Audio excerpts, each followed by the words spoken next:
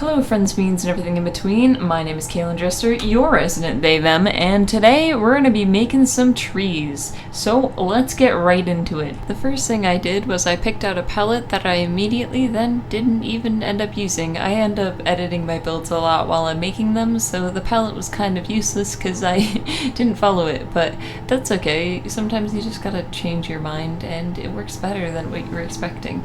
But I started with the birch and ultimately I realized that the texture was a little bit too aggressive for what I wanted, which is ironic because what I'm making here is a birch.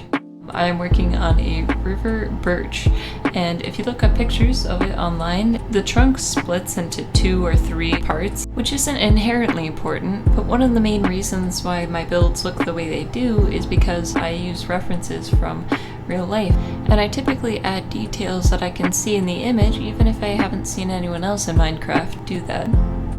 I like noticing the subtle differences between trees. It makes me feel like a nerd. Right now I'm working on figuring out the shape, and if you look at the trunk, I actually have it go from calcite into the clay into the jungle wood, and it just represents the shadow because the leaves are blocking the sun, so I figured the transition would be nice. And in the leaves I do the darkest closest to the tree and then the lighter on the outside. And over here to this red monstrosity, honestly, I start working on a paperbark maple, and I looked up images of it and it is very red actually. I don't really like this tree that much because I think it's a bit too short, and as you see later, it's very red. Honestly, a majority of building for me I can't really articulate because I don't really know how to explain my process. It's more of like a flow, and I just keep on editing the build until I feel like it's complete. I definitely think that this build would be better if I had just chosen to use any other blocks ever, or at least built it when it wasn't in fall. I did try to add the red mushroom block, but I found that it was a bit too bright and it clashed with all the other textures that were going on in the tree, such as the nether wart block and the red brick. In a lot of my builds, as you can see later, I start adding a lot of stained glass and vines in order to tie it all together, and I think that this does help. I do apologize if you wanted a step-by-step tutorial, but I wanted to encourage you to use reference and to experiment on your own and try and find your own style instead of copying mine. With the final touches on this tree, I move on to the next.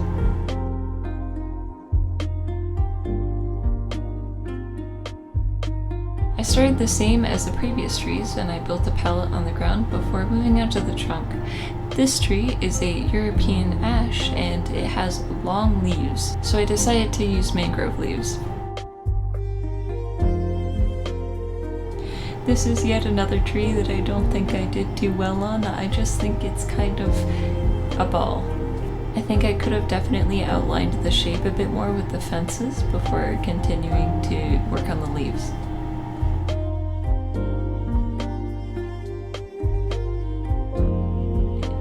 I used a variety of logs and dripstone in order to try and get the general feeling of the bark, and I think I probably should have switched the dripstone and the oak wood around because I think the dripstone is a bit brighter.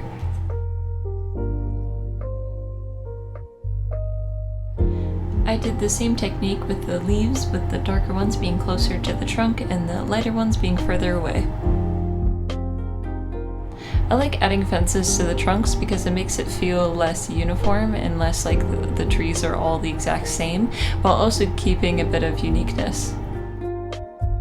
And with that, I moved on to my next tree, which is a weeping willow, and I think that the palette I chose is very unique actually.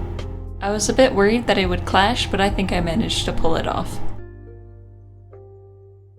When making any tree, the first thing I do is I have the trunk go off into separate parts in a way that is aesthetic and that allows the leaves to not touch each other too much for this, because I wanted a bit of air so then you can see through it a bit. I tried to make the top rounded and then follow the images and have the draping leaves. I did end up adding leaves to this, but I do think that the prismarine by itself is super aesthetic and pretty, and I think it would work well in like a aquatic setting.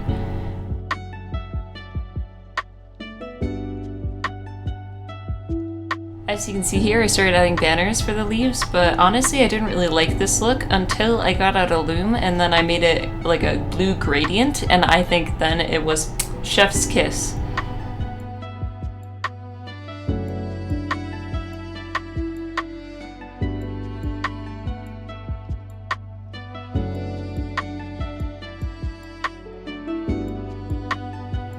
With the final touches of the Weeping Willow, I moved on to my next one, which was you guessed it, Swamp Cypress. I can guarantee not a single person guessed that, but I really liked adding those fences and making the trunk really like have that shape of like an in real life trunk, and then I added the gradient, and then I started working on the branches going out in different directions until I reached the top, and then the leaves. At this point I had gotten it down and I was in my flow. It was great.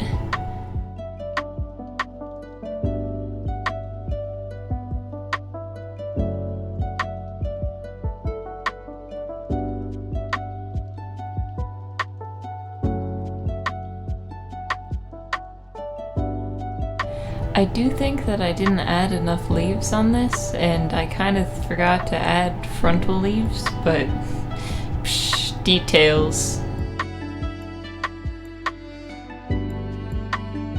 I also think they're even taller in real life, but who knows, maybe this is just a young spry tree.